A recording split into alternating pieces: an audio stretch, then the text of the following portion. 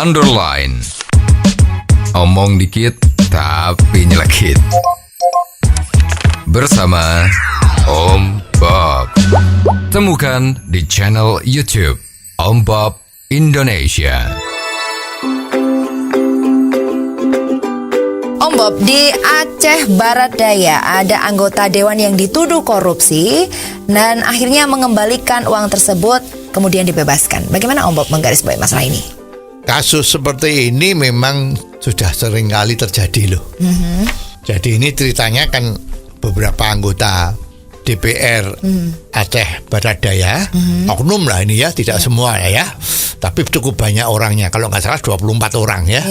Itu ternyata pada saat melakukan perjalanan dinas dalam tanda petik ya, karena ditemukan oleh BPK kasus bahwa bukti-bukti perjalanannya dia itu dari boarding passnya, dari tiketnya itu terdapat masalah, yaitu bisa diartikan bahwa mereka telah melakukan penipuan di dalam melaksanakan SPJ tadi itu ya. Jadi SPJ itu kan uang itu ya, surat perintah jalan atau apa itu ya, penunjukan tugas atau apa itu ya. Lah itu kan ada uang jalannya dengan dibuktikan pembeliannya tiket, boarding passnya harus benar, dan juga kalau ada penginapan di hotel-hotel harus ada kwitansinya, macam-macam atas namanya mereka.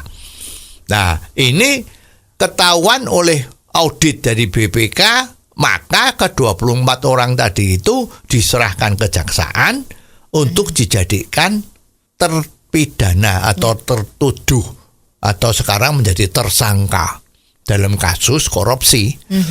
Nah ini kan nggak boleh ya. Wong tidak melakukan perjalanan dinas tapi bikin perjalanan dinas fiktif. Ya, kita nggak ngerti simsalabimnya bagaimana bisa mengeluarkan tiket, bisa mengeluarkan boarding passnya, walaupun bukan namanya dia gitu kan. Kenapa kok lolos ya? Uangnya dikasihkan. Nah, tapi apa boleh buat, karena ada audit dari BPK ketahuan.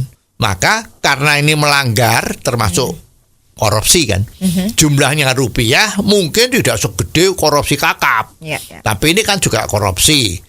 Korupsi itu menurut undang-undang di Indonesia ini kan bisa dihukum kan. Nah sekarang itu kasus ini diserahkan kepada kejaksaan.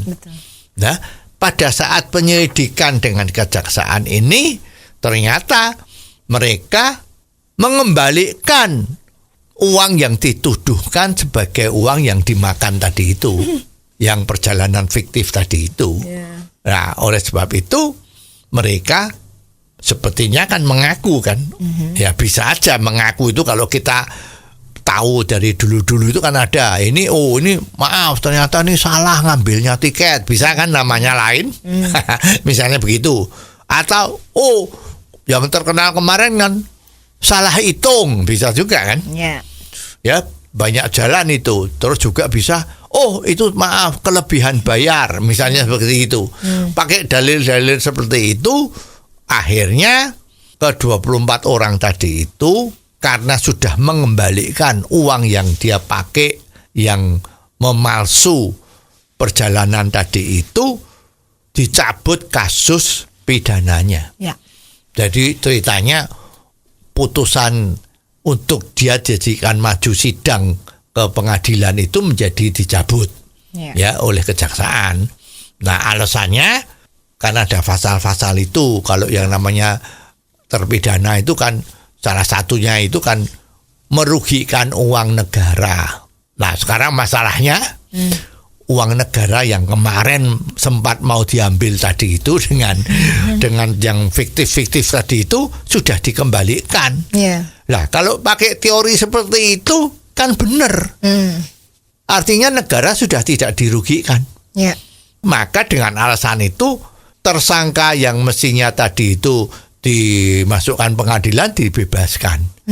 Lah ini kan ya ada orang yang menjadi tidak suka lah, kok caranya begitu, ya. Jadi ini seperti orang maling ketangkep, yuk barangnya dikembaliin, bebas dia. Ini kan gimana? Sedangkan kita tahu kalau di masyarakat, misalnya ada orang mau nyuri handphone, ya terus ketangkep, ya memang terus handphone diminta kan, orang itu biasanya ditempeleng kan. Kurang ajar ya, kamu mau curi handphone saya ya, tempeleng plak, setelah itu baru dilepas, baru oke lah. Nah ini sekarang perjalanan fiktif yang miliatan ini tidak diapa-apain. Ya cuman oh ya karena uang negara udah kembali ada bebas. Ya, ini kan sepertinya nggak adil ya. Ini kan sepertinya nggak adil. Apakah ada kasus fiktif yang lainnya, Om Bob? Ya kemarin itu ada isu ya, memang ada.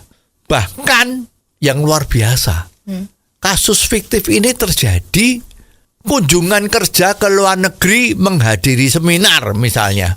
Itu juga katanya ya itu terjadi juga. Dan ada semacam sindikasi yang bisa ngatur. Oke, kita mau studi banding di Norwegia misalnya. Nah, di sana udah disiapin gedung untuk pertemuan dengan parlemen sana, itu di mana gedungnya ya. Nah, terus besok ada semacam panitia penyambutan. Yang fiktif ya. Nah, terus setelah itu para anggota tadi itu, oknum-oknum tadi itu mampir ke gedungnya sana depan, di depannya foto-foto macam-macam, itu jadikan bukti kalau sudah mengikuti rapat kerja dengan partner yang di Norwegia tadi ya. Nah, itu padahal mereka oknum tadi itu kalau ke luar negeri bukan kunjungan kerja tapi berdharma wisata. Ya, rame-rame ya. Wah, ini mumpung jadi anggota ya, ini ada jatah untuk dinas ke luar negeri, ya udah buat main. Tapi kan nggak boleh masa berdharma wisata pakai uang negara, maka pakai kunjungan kerja. Atau studi banding yang menurut sekarang itu studi banding atau belajar tuh bisa lewat internet, banyak sekali. Ya sekarang apalagi pakai AI, wah bisa lebih hebat semua kan. Nah ini ada yang seperti itu loh ya. Jadi memang berat ya presiden kita yang baru ini. Maka presiden juga mengeluarkan peraturan kan. Sekarang yang mau ke luar negeri harus minta izin kepada presiden untuk boleh atau tidak. Nah sebetulnya ini ya juga untuk mengantisipasi jangan sampai hal-hal yang seperti ini terjadi. Kan negara dirugikan terus. Oh, jadi begitu ya Om Bob. Jelas deh sekarang. Terima kasih Om Bob untuk waktunya. Sampai ketemu lagi di waktu yang akan datang. Saran dan masukan WhatsApp ke 0878 5590 7788. Underline. Omong dikit tapi nyelekit. Bersama Om Bob. Jika Anda suka dengan channel ini, jangan lupa subscribe, like, dan komen.